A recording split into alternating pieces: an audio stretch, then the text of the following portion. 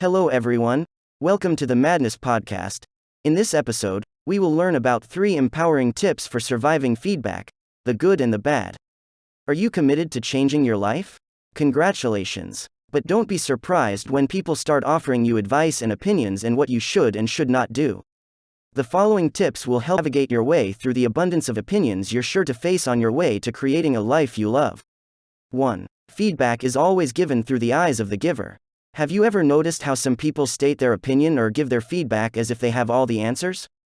To endure any feedback, especially the unsolicited and unkind, one of the most empowering things you can do is ask the question, is the feedback being given based on fact or personal opinion? Feedback based on fact is inarguable. If you have blue eyes and someone states that you have blue eyes, there's no wiggle room. The truth is, you do have blue eyes, and anyone can tell by looking at you that you have blue eyes. On the other hand, if someone states you have beautiful eyes, the door is wide open to interpretation. Some people may agree, you do have beautiful eyes. But there may be others who don't like blue eyes, or blue eyes remind them of their ex, so therefore, they disagree and will not find your blue eyes beautiful. Most people speak as though their opinions are fact when their opinions are just that, an opinion. Therefore, as you listen to feedback, remember to filter the feedback through one question. Is this feedback based on fact or personal opinion? 2. You get to decide how you're going to receive it. There's a tip I learned a long time ago that has served me well. When someone offers me their feedback, I've learned I don't have to accept it right away. Instead, I say thank you and tell them I'll think about what they just said. This will buy you time.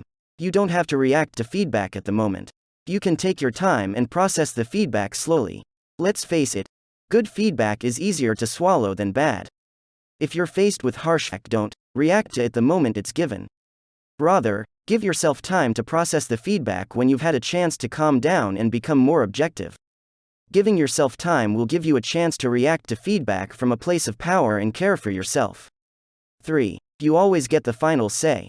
Okay, so you got some feedback and gave yourself time to process it.